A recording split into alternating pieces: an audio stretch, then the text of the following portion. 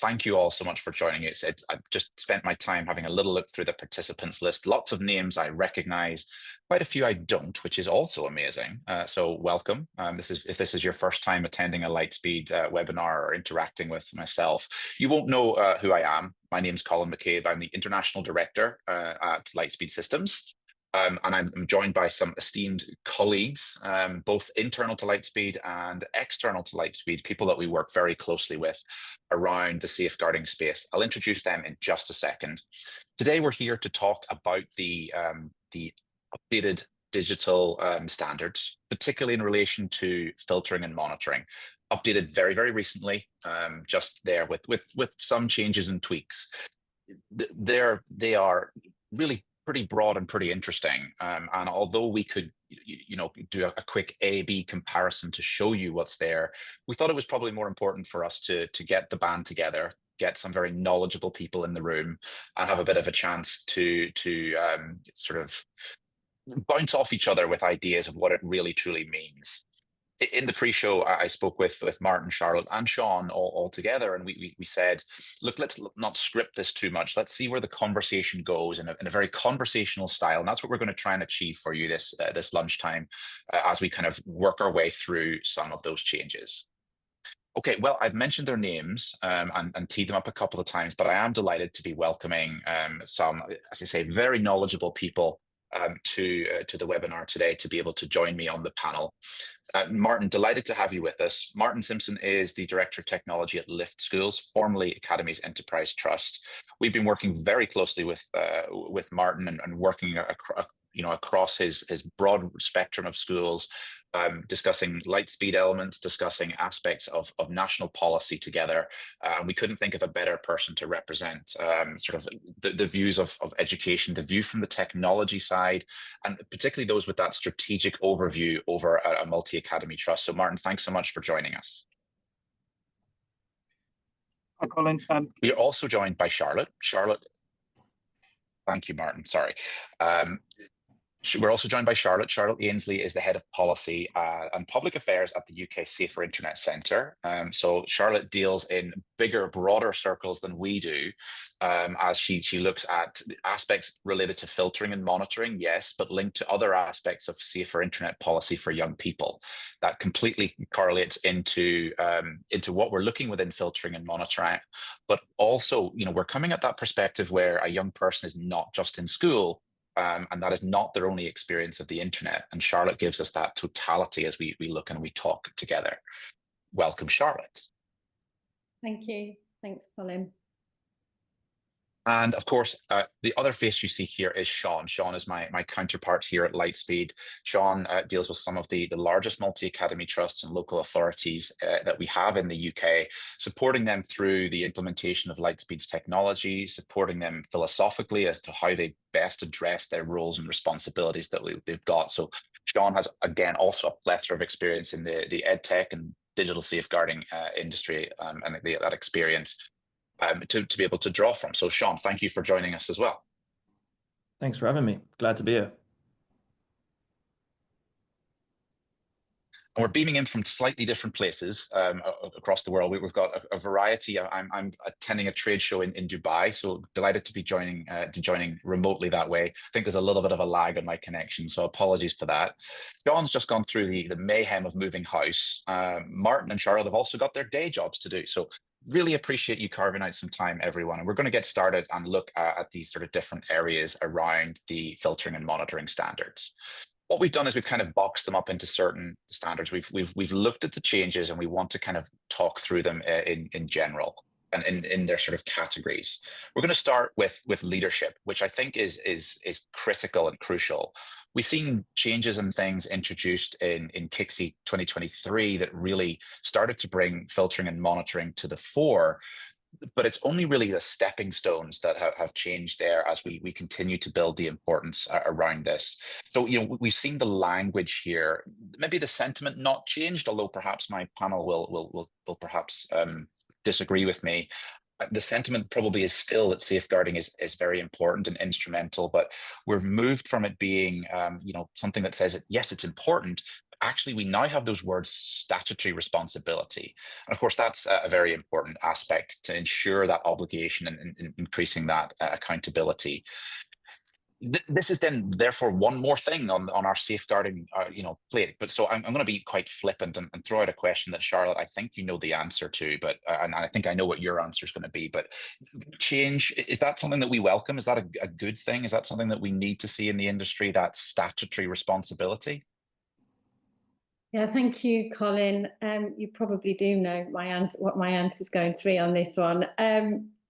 Having worked in this area for quite a long time, I am absolutely delighted that this has been put on a very kind of firm foot and given a little bit more clarity around what we mean. It's firmly placing digital safeguarding into the leadership team in schools.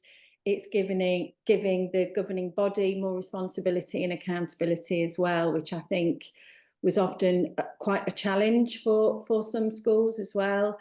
It's given greater clarity around the different leadership roles in schools and the fact that actually we need safeguarding leads working with digital leads in schools, whether it's a network manager, whether it's an ICT person, a digital person, whatever you call it within your school setting. It's making sure that these people absolutely have to work together, because over the years we've seen it far too many times kind of land on the desk of the technical person, and the safeguarding person is effectively kind of left out of the loop. So absolutely delighted with this, and I think it's absolutely essential and is a really great trajectory for us to go forwards with. Thanks, Charlotte. And you've touched on some of the practicalities, or moving into some of those practicalities of that technical and that safeguarding resource works together. But I'm going to throw it to you, Martin, as to what that looks like, really. I mean, I've seen it in many different forms, from, as Charlotte highlights, the sort of subservient safeguarding member of staff who feels they're not empowered enough, right up to the really close networking together. What does best practice look like for you across LIFT, or from what else you've seen?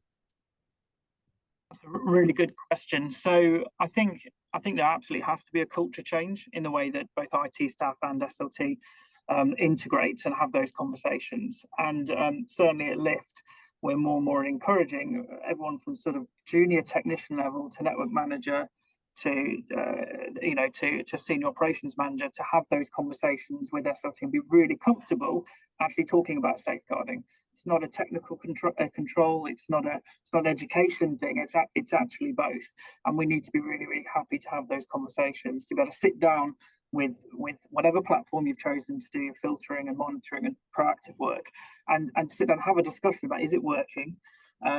Where isn't it working? Where can it be tightened up? Really confident to look at the data as well, to be able to back up those sort of gut decisions that we're used to making. And I think we are seeing some traction in that, generally speaking. I think that the standards support that, because they talk about how, yes, it's leadership's responsibility, but there has to be regular review, testing of the controls as well. And you can only do that if the two parties are actually sat down working together, not one delegating to the other or assuming responsibility. So I think we're heading in the right direction. I think it is a mindset and a cultural change as much as a technical one over time. Thanks, Martin. And Shaun, is that reflected in what you're seeing day to day? I appreciate your at the sharp and pointy end of when people are actually raising their hand and saying, there's something here about our filtering and monitoring practice that we want to review, we want to check, perhaps we want to change provider, perhaps we don't. You know, what percentage of your time are you talking to the Martins of the world, and what percentage of the time are you talking to a safeguarding lead, and what percentage of your time are you seeing both? I think if you had asked me that question 5 years ago, I would have been speaking to the IT directors on a day-to-day basis. Now it's kind of balancing out, if you will. I'm certainly spending more of my time speaking to safeguarding leads, which is great. And I think what the changes are doing is it's really creating clear accountability, and it's making filtering, it's making monitoring, it's giving schools a legal framework to ultimately follow, and that's really helping schools and multi-academy trusts get the most out of their solutions. I think it's also helping with aligning with modern risks. I think the digital environment is constantly evolving, and schools have to ultimately contend with a wide range of risks, including exposure to inappropriate content, radicalization, online abuse, and having the statutory responsibility really ultimately, in my opinion, encourages schools to stay up to date with technology and ultimately the best practices around those to help mitigate as many of those risks as possible. And all of those risks, I mean, what I've heard is that they can certainly be overwhelming. And there are so many different aspects. And certainly, when we spoke to a lot of safeguarding leads, and I've chatted my fair few, particularly since KICSI 2023, and we had this role of the safeguarding, the designated safeguarding lead, taking that lead role. They felt overwhelmed with the number of safeguarding aspects that were kind of on their plate. And it initially, for some of them, felt a step too far. We know that safeguarding takes a village. We know it takes so many different roles and responsibilities. And the second change that we've seen in this filtering and monitoring standards change really takes away that, it takes away that pointed aspect where it's just on the DSL. A lot more of that responsibility in the language that's written now in filtering and monitoring is around a more shared responsibility into the SLT and into governments that I feel is more reflective of reality, or of the best reality and best practice from a safeguarding perspective. But it still begs the question that we're now not, certainly Martin, from your perspective, not enabling just one person in the safeguarding staff around some of the technical aspect. Not corner of that SLT needs, how much? But I don't know. They need a little bit, at least, of that technical knowledge and that technical understanding. How do we cope with that? Is that an additional lift for you? Sorry for the pun. Is that a big ask, or how does that dovetail beyond your conversations with just the safeguarding staff and truly into SLT? Yeah, it is a consideration for us, and so without wanting to turn this into a Lightspeed plug, which is one of the reasons we've recently made that shift to Lightspeed, where we've got one consistent ecosystem that manages our filtering and monitoring, alerting, and various other aspects as well in one easy to reach place. Now, I'll just step away from it being Lightspeed. I think to me that is vital, though, that as an SLT member who, like you said, may have limited time and sort of experience in navigating technical platforms, they can still be really confident to go in there and see the data at a number of levels, and that can be at a very high trust level. So to see an overview of just sort of what are we seeing across the trust, what things are being blocked or allowed on a regular basis, all the way down to individual students, and being able to see a really concise view of their digital health. But for all that to happen in one place, so you're not having to log in and out of various systems or interpret logs or audits or funny search patterns, or even having to ask anything of IT directly, because actually the data is all there and you can see it in as much detail as you need to, and hopefully make informed decisions off that.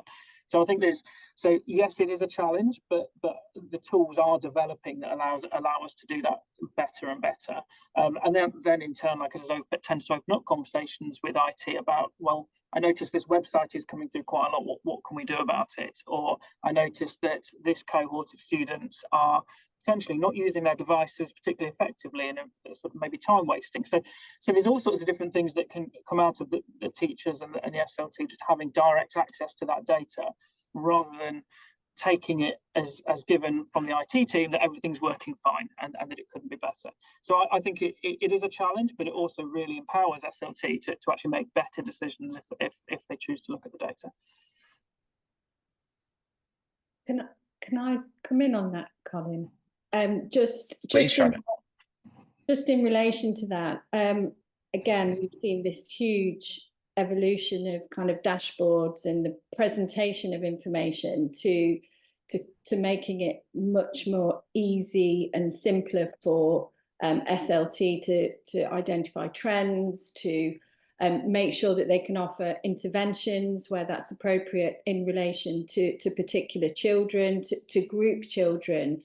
And as you probably are aware, we run an accreditation scheme for providers, of which Lightspeed are an accredited supplier. And we run that accreditation scheme on the basis of what the product does. Does it do what it says on the tin? And one of the things that we do ask questions about is those dashboards and how that information is presented, because that information is only as useful as the way it's presented, because otherwise it's just too complicated, it's too time consuming, it's too challenging for very, very busy people in schools to kind of analyse and put the right interventions in place, because that is quite honestly what ultimately we are looking for.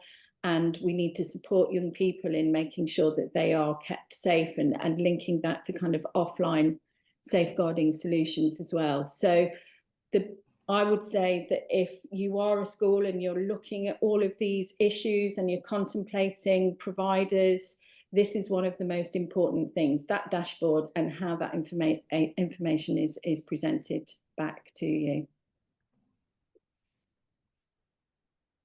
Thanks, Charlotte. And yeah, I say we're not turning this into a Lightspeed plug, but I'm very happy for it to turn into a UK Safer Internet Centre accredited filtering scheme conversation. I mean, I think it's been a really big change and shift for me as someone who's filtering in the UK Safer Internet Centre returns for many years, and we've seen them. The idea that we were self-certifying and saying this is good practice. We do all of the things. You know, it's great. But it really takes it to the next level with that accredited scheme. You really, the Safer Internet Centre put our team through the ringer. They looked under every corner and every crevice. And I think in terms of that accreditation, it's a real step forward as well. We don't see any references specifically in filtering and monitoring and in the standards just yet, but I would love to see that come in the future, that really sets the bar of who are the providers, and there are a range of them who are, of course, meeting that educational standard that's really required and supports filtering in a UK school. So excellent stuff. And that, you know, is something, as I say, from an accreditation perspective, is going to be reviewed, and we know that we need to maintain that as a vendor. But of course, that doesn't necessarily shirk any responsibilities of the school to be able to having those reviews and those checks. Quite often in past times gone by, I know that the review of filtering and monitoring technology might have only happened whenever a renewal was due, and it was time to put the vendor under scrutiny and to check if that was what needs to happen. But the reality is that those reviews need to be much more regular. And updated guidance now in filtering and monitoring, we see the phrase at least annually. So again, it's nice to get a floor, but the idea that we can all exceed something in there and put a regular cadence in place would be absolutely excellent, I guess, for our young people's safeguarding. Martin, what does it look like for you at Lift? What does that process actually entail, or what sort of cadence have you guys got that sort of review process on? Yeah, so to be completely candid, it's still work in progress. I wouldn't say we're exactly where we want to be with it at the moment. And just for some context, we're quite a large trust. We've got 57 schools, and across those schools, you've got a variety of different shapes and sizes, from small primaries to large secondaries and special schools. And so they've come from quite a different place in terms of what that review might mean to them. But what we're working towards, I can definitely talk with a little bit more confidence about, which is we are putting in an absolutely red line statutory yearly review between the IT team and the DSL for that school, and that is designed to be a conversation, absolutely, as the guidance says. This isn't a tick box exercise where we test a few websites and say, great, that's it for the year. It's a conversation about whether the system is working, how effectively it's working, and what tweaks, if any, we need to make, and also what sort of level the staff are operating at in terms of their training and awareness of online safety issues. So that's an absolute red line that we have that in place. But we're also integrating more and more with the wider safeguarding team. So we're lucky that we have an exceptionally strong national safeguarding lead who runs regular workshops with her team, and we're integrating with that as well, being present at those meetings. We're invited to talk, to present what we're seeing, and also gather feedback from the regional DSL champions as well, so that we can get feedback at that level to understand actually what's the bigger picture here, rather than just focusing on school by school issues. So we're quite fortunate because of our structure. We can do these things. But like I said, I think in response to the first question is that really we want this to become a really regular conversation, and it'd be great if we can document that, so we can show Ofsted or whoever when they come in that we're having those conversations, definitely. But actually, it doesn't have to just stop it at scheduled meetings. We want teachers, SLT, to feel really empowered to say, actually, this doesn't feel quite right. What can we do about this? Or here's something I've noticed that would be a great improvement to the way we're filtering and monitoring, and also our team to do the same back. So we're doing a few different things. I think definitely training and awareness is a big part of it as well. Very conscious of the fact that a lot of things, you know, we could put training and awareness schemes in place for, but I think with the growth of sort of our online world, you know, we can't afford to have it as a nice to have anymore. It's absolutely got to be front and center. Completely agree, Martin. And, you know, as I say, we're seeing that practice replicated all over. The training and awareness just leads to knowledge, and the knowledge leads to just those richness of conversations, you know. And I think, you know, being someone who's been in your shoes before, as you know, supporting that IT service for a range of schools, all you want is your end user to be able to speak up and feel empowered to say, this is what it needs to feel like. And, you know, you're more than happy to always put our hands up and say, we're not necessarily the experts in safeguarding, that's your job, so let's have those conversations. Charlotte, in terms of, you know, these reviews and these aspects, the guidance talks more specifically around emerging risks and trends and generative AI and different aspects to do with decryption and things have appeared this year. There's always going to be changes and some of those aspects. Have you found any or heard from your travels, your conversations? Are there any other good practices? I mean, Martin covered off an awful lot of what I would consider good practice that seems to be going on at Lift. But elsewhere, is there any other sort of aspect to those reviews you'd want to comment on? I mean, I think the idea of kind of ongoing challenge and kind of rigor around this isn't working in quite the right way is a really good discipline. And again, we certainly are delighted that there is this kind of bare minimum of reviewing the effectiveness at least once a year. I think that basing it on the risk profile is really important. I mean, last week I was at the Marie Collins Foundation conference, and the focus of that is very much on technology-assisted child sexual abuse. And we are seeing horrendous increases in the number of children whose imagery is being used with kind of existing imagery being adopted with AI, deep fakes. And it's really, really crucial that we keep abreast of these emerging risks that are happening all the time. And I think at the moment, I certainly think that never before have we been presented with really, really challenging risks with generative AI and what that can do. And we know that children are creating deep fakes of one another. So there's all of these risks that we need to really, really consider. And I think the reviewing at least once a year is really important. And we've got a lot of intel. You know, if you think about the sort of cold learning cycle, which is about experience, and the cycle of learning and the reflective practice, which is what teachers are used to doing every day, feeding in all that information to think about how they can progress their students. We need to be applying that into the filtering and monitoring aspect of school, and we need to be building it into that whole school approach, and really certainly recognising some of the risks, both online and offline, that children are experiencing, because so much of their lives is absolutely penetrated by technology. And once they leave those school gates, they're going to be exposed to a whole new set of other risks that they're probably not exposed to in school. So the kind of teaching and learning element of that really does feed in as well, in terms of what your curriculum looks like for your students as well. So I think there are some kind of checklists that we have on the UK Safer Internet Centre website around reviewing. We have 360 Degree Safe, which obviously helps you to identify where you are in your online safety journey.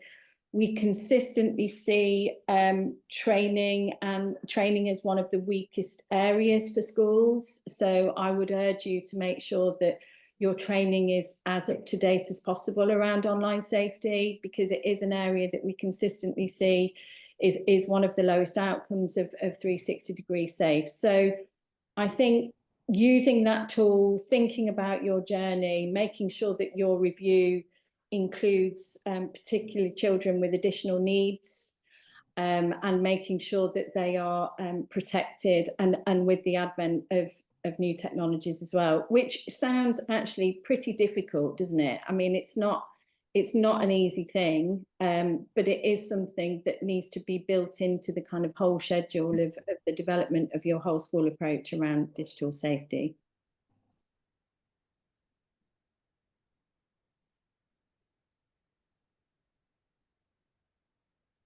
You talk about some of those emerging needs and changing technology there, Charlotte, but it doesn't necessarily mean, and we always do, we jump to generative AI, and we jump to the most sharp and pointed, the brand new ones. But the reality for many of our schools here in the UK is that the new emerging technology might actually just be additional devices.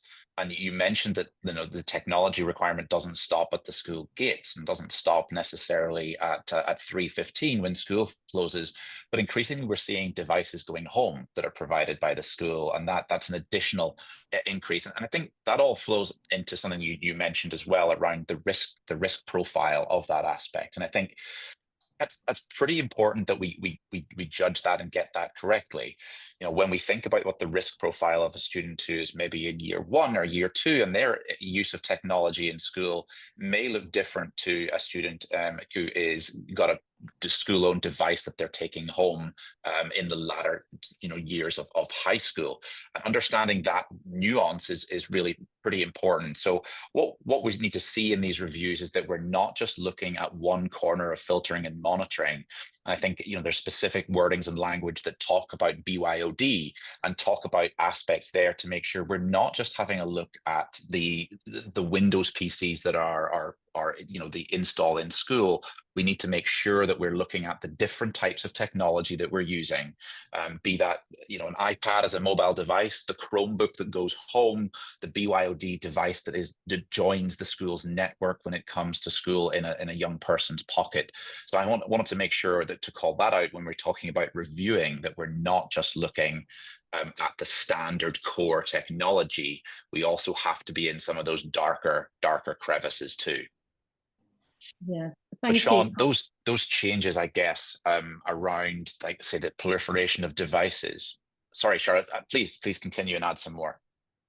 No, I was just going to very quickly mention and say thank you for drawing that out. I think it's incredibly important. And again, I don't want this to turn into a complete plug for UK Safer Internet Centre, but we do have test filtering, which is a service where you can go on, where you can effectively check that the filtering is running on any device, whether that's BYOD.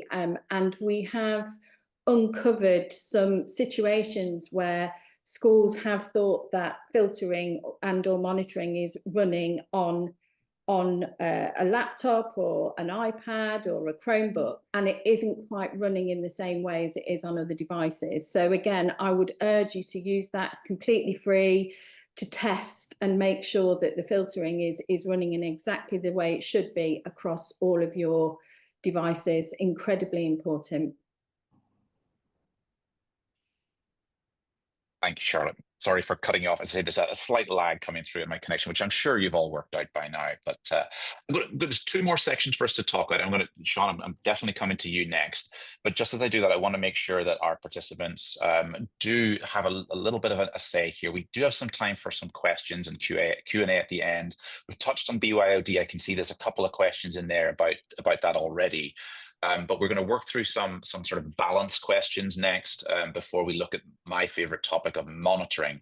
So you've got some time to get those pencils sharpened and to get some questions logged into the chat. So now's your time whilst you're listening to me put Shaun through the ringer around that sort of balance idea. This is something that we talk about a lot at Lightspeed, I know, but around how we try and make sure that we are delivering a very precise version of the internet. But again, we are starting to see that clarity, and that tailored level of access is something that we require now within the guidance, that we provide tailored access based on age, based on subject, based on device types, and of course those individual student needs, perhaps with assistive technology or additional support needs, need to get that option.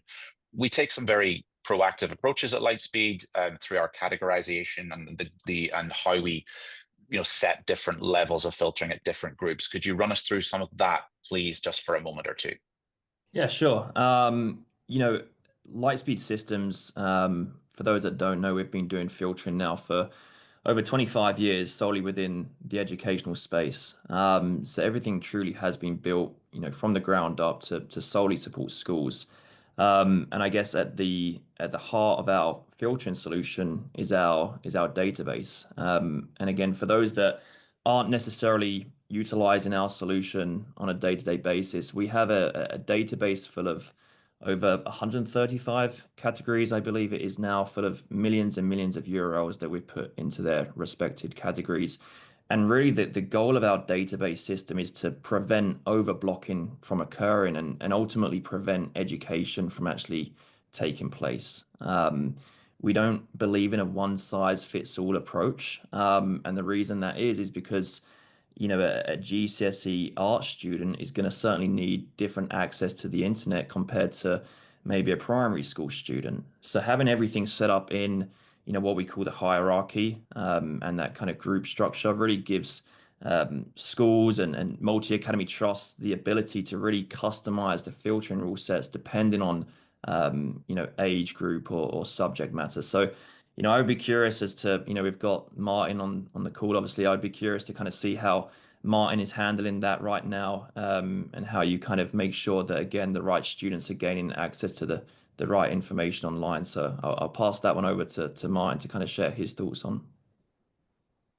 Yeah, again, really, really good point. So obviously we've got all different types of school, and there is significant difference in the way they want things filtered, and what they want their students to access. But where we see less customization, I think this is a positive thing, is around the monitoring piece. So what we're seeing is that there are some schools that are more than willing to let their students be a bit more, explore the internet with fewer guardrails, and typically that would be secondary schools. Particularly well-established secondary schools, and so those rule sets are sort of are changed and set per school. Typically, we don't see an awful lot within year groups. There is sometimes some variance within year groups, but it's typically within schools. But it's the monitoring piece that sits behind it that's really, really important, because actually what that means is even if we do miss something, we are a little bit too permissive. Actually, the monitoring can still pick that up and let us know that a student is maybe looking at things or researching things or talking about things that are worrisome. And so I think I've seen a shift certainly over the last decade, where we are much slower now to block a website and say that is outright bad. Obviously, there are sites that you just don't want your students on, but actually that is less common now. And instead, we rely far more heavily on the monitoring aspect to say, okay, what are the worrying trends here? Are there any concerns that we need to look at? And that could come from any website. And we talked about ChatGPT, generative AI, and so on earlier. That's obviously a major source of concern, because we could just block it, but we're well aware that would mean potentially limiting access to a really, really valuable tool for our students and teachers.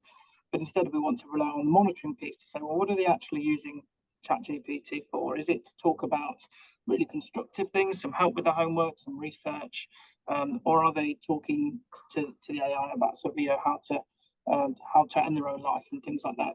So we do a lot of customization around the filtering piece to allow more and more things through, actually. But the monitoring has to stay really, really strong and be really on point, and that's where we probably see less of it.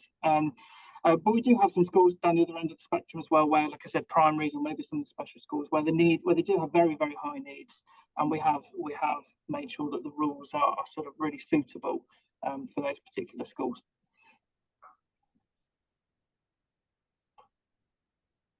Martin, I think you make a great point there around what that access and that sort of opening of access looks like. Certainly in a world where we have access to high quality, where we have detailed tools to support us with monitoring, and that does dovetail us nicely to that sort of final section. I say final as if all of them are balanced. I mean, we're talking about filtering and then monitoring in nearly an equal measure, perhaps at time. And I think we are starting to see much more use of digital tools to support monitoring. The language reflects that in our guidance that we see that's been updated. It talks more about comprehensive, and it talks about proactive monitoring and being proactive in our monitoring without going so far just yet, in a way. Something I would still like to see, around those use of digital proactive tools, but staff and the ways that we monitor our students' internet access being proactive. That might be in report viewing, report access, like we've discussed, down to our safeguarding leads. It could be in a tool like a monitoring tool that is triggering based on phrases and based on what a student inputs. I think, Martin, that's the type you're referencing around the ability for us to then know that we're going to have that safety net of the more serious or more immediately concerning harms that a young person might find themselves into. The idea that we have to monitor these high risk behaviors adds an additional burden, I would argue. And we talk about many different types and ways that we need to have monitoring, from the teacher that looks over the shoulder, to the classroom management software, to the ability for someone to be reviewing the filtering logs, and someone else perhaps who receives the alerts. Charlotte, it's a lot. There's a lot going on there. There's a lot that our safeguarding staff are having to do. How are we trying to actually fulfill that? How are we staffed, or the structures in a school across a multi-academy trust? Are they flexing? Are they adapting? Is there space for safeguarding staff? Is there space for people to actually complete these tasks and to be able to monitor while still deliver on high quality learning and teaching in a school? Is that a question for me? I think in short, there absolutely has to be, and I'm not denying the challenge, but actually this has been a long time coming. We've as a sector, we've moved more and more online, and we've encouraged our students, and rightfully so, to be more plugged in digitally, and we've embraced that as a sector. So actually, there's been quite a long run up to where we are now, where we're saying actually these standards need to help guide us on what we're doing to safeguard the students. And you said something along the lines of, this is an additional burden. In many ways, it is, but only in the same way as walking around a classroom as a teacher is a burden, and listening to what students are saying and being concerned when you hear something that isn't right. And of course, it's no one person's job, and therefore you may hear something that's concerning that may be completely out of context or in isolation, doesn't really mean an awful lot. But it's the same sort of processes. If you heard that online, saw that online, or heard that in a classroom, you would take the necessary steps to have that conversation with your DSL, or to log that as a concern, and hopefully those pieces will fit together. And again, Lightspeed really helps with that, because you're not just looking at one search term now and saying, well, that's a concern. You have that ability to go in and say, well, what else have they been looking at going back weeks and months? Is this a one-off where they were bored in a lesson and wrote something a bit silly, or is this a concerning pattern of behaviour? So actually, we've got the tools and we've got the need to do it. So I think we have to absolutely lean into it. Appreciate that there is an ever-growing list of things that teachers and SLT need to get to grips with.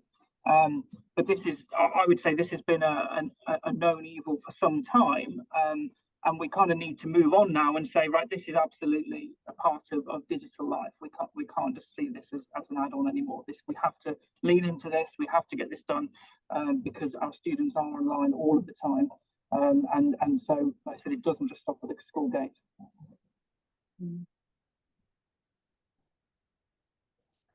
Charlotte, I feel like this UK Safer Internet Centre are doing an incredible job at continuing to fight that good fight around the importance of this aspect. I think it's recognised, absolutely, but there's so many different aspects and things that are available now for staff to be able to support their training, support their ability to monitor, to understand what that increased need. I did use the word burden. It's a burden, but it's a responsibility more perhaps is a better phrase. But there's so many resources and things out there to help to support that training. Is there anything in particular you think we should be pointing staff to that they can increase their knowledge on their own?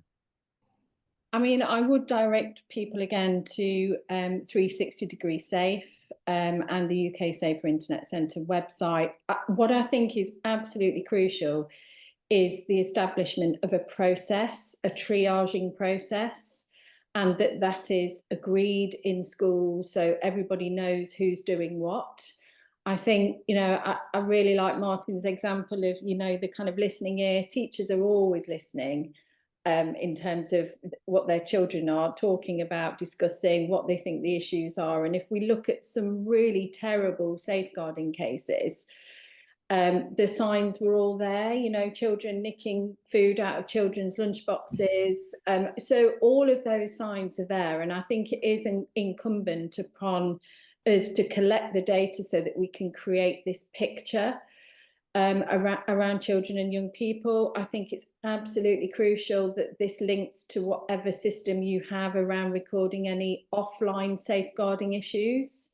So like CPOMs, like some of the others that are available, absolutely crucial that all of these things are linked together. And where I've seen it working really, really well, though, is where there is this established process, because ultimately, again, this data can all be collected, but it's really about the so what. So what are we going to do then? Because we know all of this information about a child, and we need to have an intervention and we need to act, which again is not easy in the times that we live in. We don't have early intervention teams in social care like potentially we used to. So recognizing this is all incredibly challenging, but we do have a duty of care around the children and young people that you guys all work with. So it's really important that we act upon this data.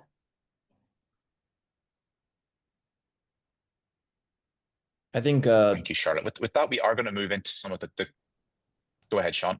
No, sorry, I was just going to say that Charlotte makes a really good point there, and I won't kind of take any more time than is necessary on this point, but around the mission of a monitoring solution is to identify those early warning signs.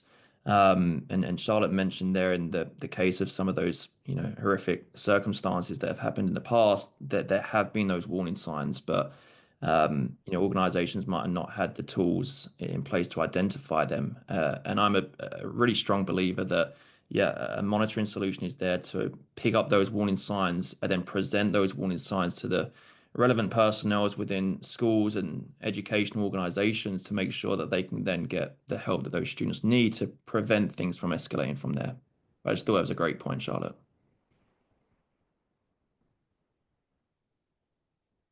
Thank you, Shaun. And I'm coming directly to you, I think, with some of the first question that I wanted to kind of draw on, which is around, it's around BYOD. Something that we see is grapple. And Martin, you'll definitely have a flavor for this one, but I'll come to Shaun first. BYOD is a challenge. There's certain things Lightspeed does and that others do when we have devices that are managed by a school, managed by a trust. But whenever they're unmanaged, there is a greater challenge to be able to extract the information from them. What do we need to do to be able to support BYOD effectively in a school?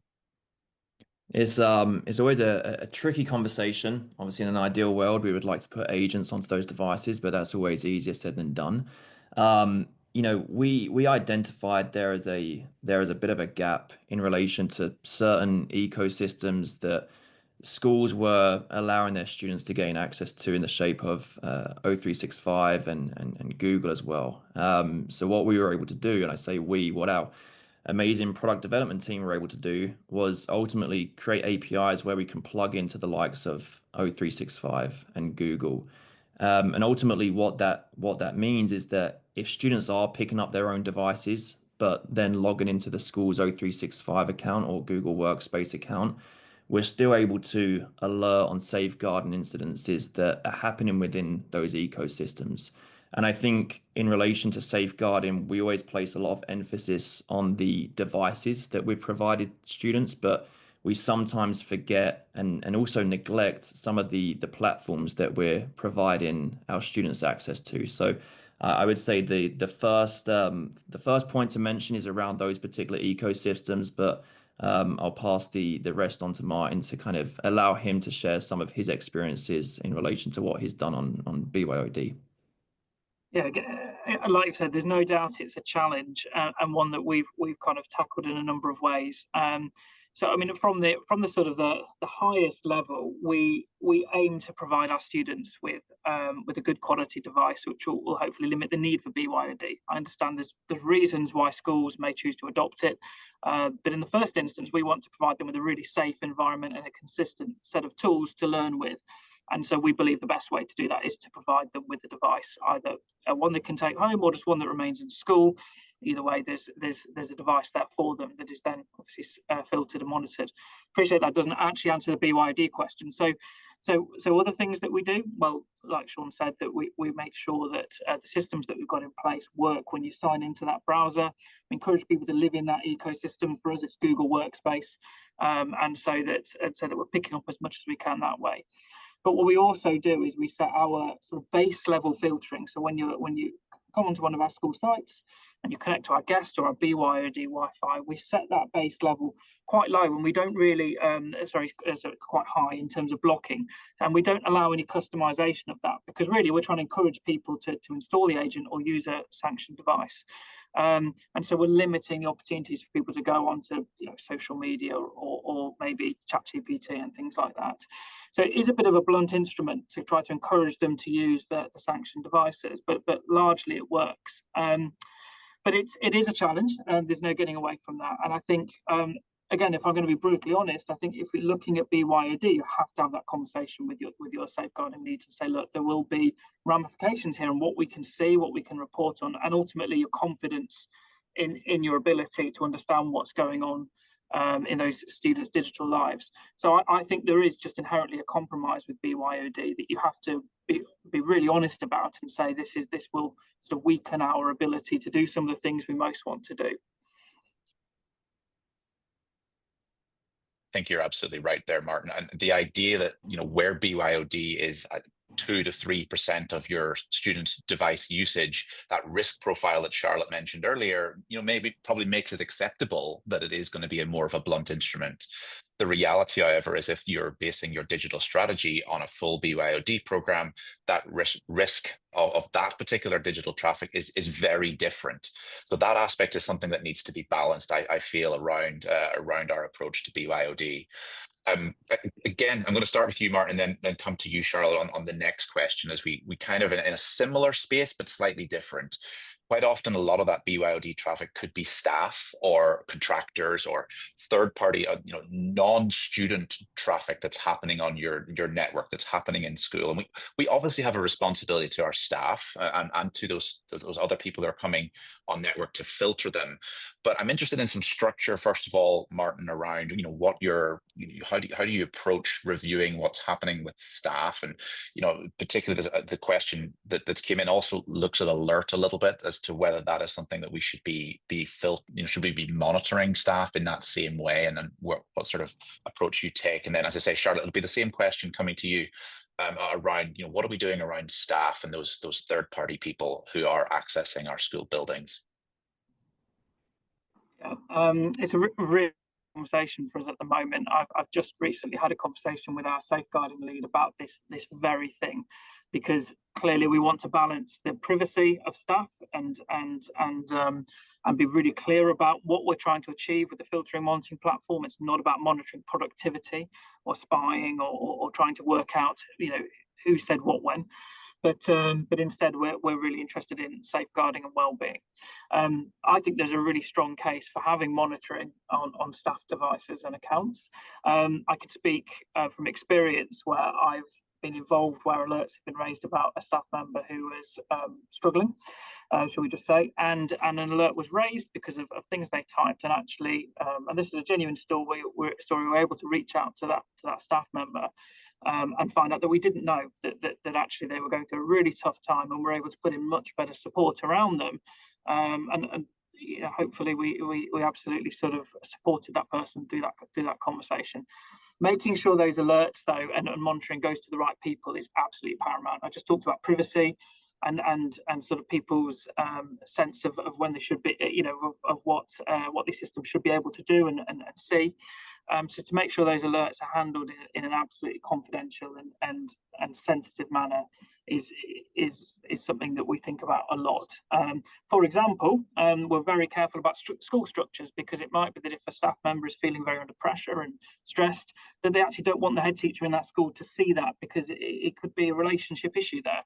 And so we put a lot of time and thought into, well, who should see that, if anyone, and how should they intervene when they see there's a problem?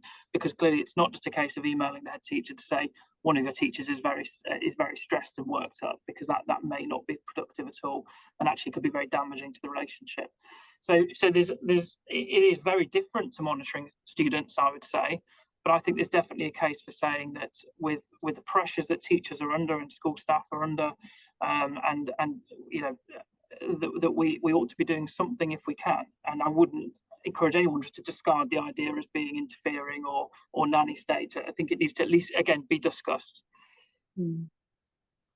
Yeah, I absolutely agree with Martin. I think it is a tricky one, isn't it? But I think, sadly, what we do know, with my safeguarding hat on, is that people who want to harm and exploit children, they work in jobs that put them at very close contact and proximity with children. So that's the first thing to say. And I mean, hard to believe, but there have been a few cases where people in school have deliberately tried to access child sexual abuse material whilst in school on a school network, and they have been caught. So we do have to monitor staff on that basis for safeguarding reasons. I think the well-being of staff is again also something that we ought to be keeping an eye on, and it ought to be linked with your HR processes and whatever you have in place around well-being for staff.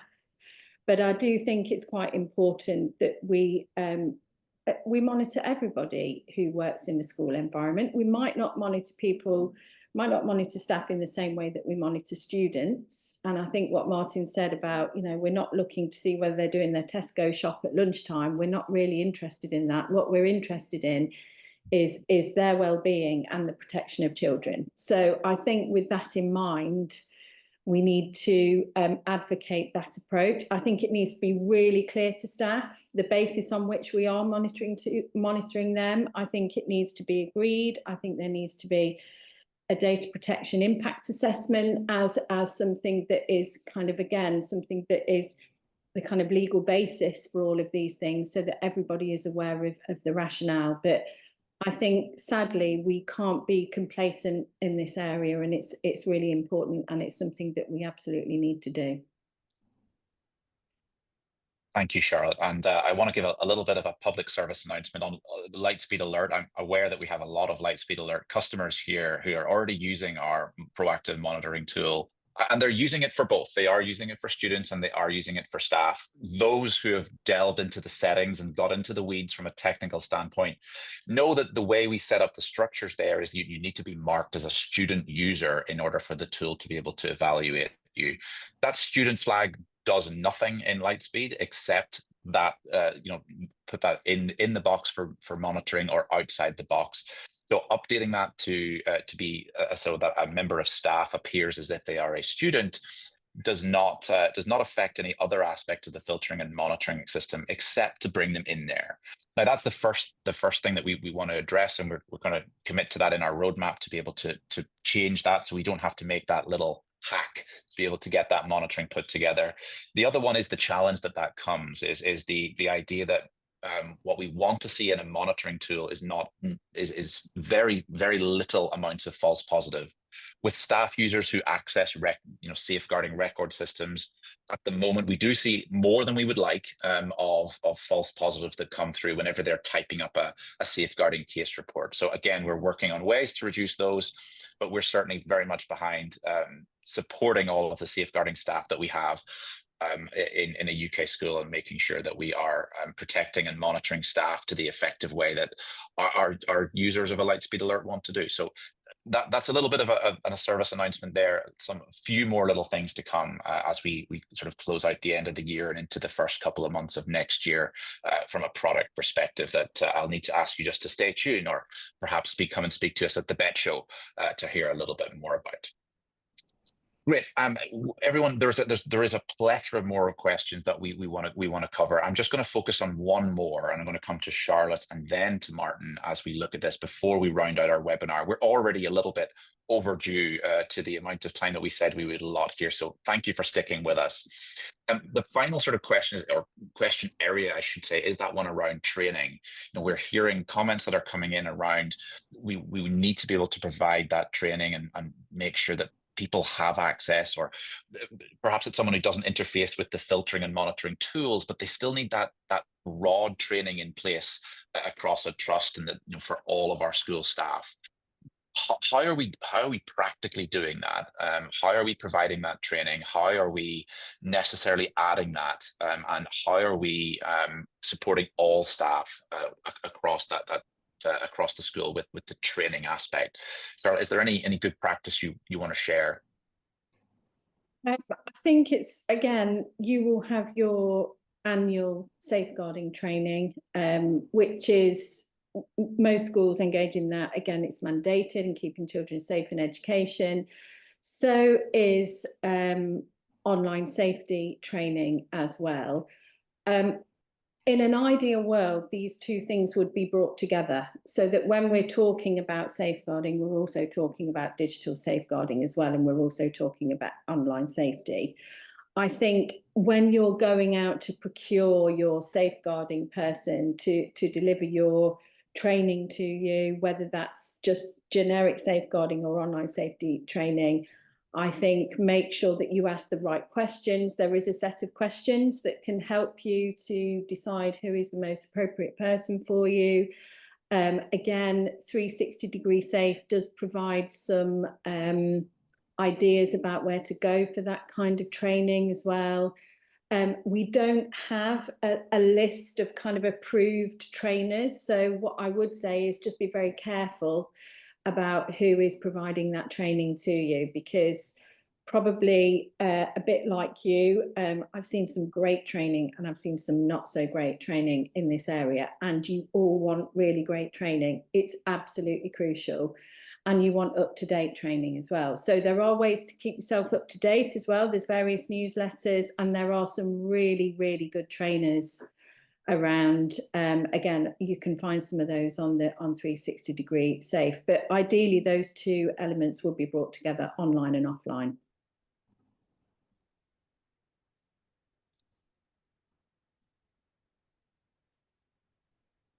Yeah, so just to build on what Charlotte said, I guess, which is that you've got this sort of floor limit of your yearly safeguarding training, and which online is obviously a big part of it. And we make sure when we're looking at those training resources that online has its fair share of, online threats have its fair share of time within that training.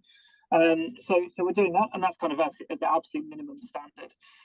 But I think, as I alluded to earlier, we also do work through our safeguarding network. And that operates at both regional and school level. We hold regular briefings and meetings, and those are really collaborative as well. We encourage people to sort of bring things to the table to say what they're seeing and have conversations about it.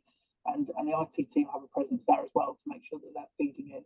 So those are really, really useful sessions. We've also ran a number of sessions with Lightspeed for our DSLs to get them really familiar with the platform and what it can do. feedback on improvements they'd like to see, and also hear what's coming down the line as well. So we do that. We also just very much informally have a very open door policy. So I always encourage any DSL or safe or anyone that's interested in having a conversation with me or one of my colleagues to do that, to book a session with them, spend an hour talking through what the possibilities are, how are the schools using the system, getting some best practice. And then we obviously use various other ways as well. So we have sort of newsletters that goes out to the school. We encourage our technology support officers to be running training sessions and to be integrating themselves with the schools that way. So we, like Charlotte said, we approach it in a whole host of different ways, and that gives us a bit of confidence that things will sort of permeate down the structure and that everyone will get their message, as it were. But there's other things we'd like to do, I think, in the future as well. We'd love to be in a position, for example, where we're able to maybe automate our training to where we see that things aren't going quite right, when we're getting a lot of hits of a particular type of website or something like that, just to make those particular schools aware. We'd like to do other things in that space as well, to automate that a little bit more so that we're using the data a bit more intelligently. But it's early days, and I think we're hopefully heading in the right direction. But I'll just say, and by saying, I think that these standards are really going to support that, because they're out there now. Everyone can see them. They're very clear. They give you some real clear guidance on what you need to do as a school. And so actually the standards that we're here to talk about, I see as a really supportive thing, because it's the government are attempting to say, look, here's what good should look like, or at least here are the questions you need to ask if you're going to say that you're doing well in this particular sphere. So I think they're a really good thing, and I'd recommend anyone that hasn't already takes a good look at them, put them into ChatGPT or whatever to summarize if that helps, but definitely take a good look at them. That's an excellent summary to round us out, Martin. As I say, the guidance is fulfilling so many more conversations that we hope everyone's going to be having now in schools across the UK. Martin made an offer there to be a source of information. If people will have questions, they can reach out directly, and that open door policy is great. Charlotte as well, as the UK Safer Internet Set supports schools across the UK with these questions, and both technical and safeguarding staff only ever want the best for the students that we're protecting, that we're looking after in our schools. So I think they're always going to be welcome conversations that we need to make sure we prioritize. And that seems to be a bit of a running theme across our webinar. It's a lot of talking. It's a lot of conversations. It's a lot of, there are no silly questions. We can just have those conversations and pull them together. If some of those questions that you've got haven't been answered, either from the ones you would direct towards Lightspeed, myself and Shaun, or even to get in touch with Martin and Charlotte about other aspects or things that you've got, in your inbox, you'll have various emails about this webinar. Feel free to reply to them and find a message there if you want to get us in touch. Or this particular URL has a really quick landing page, or a little quick contact form if you want us to reach out to you and answer any of those questions and have some follow-up.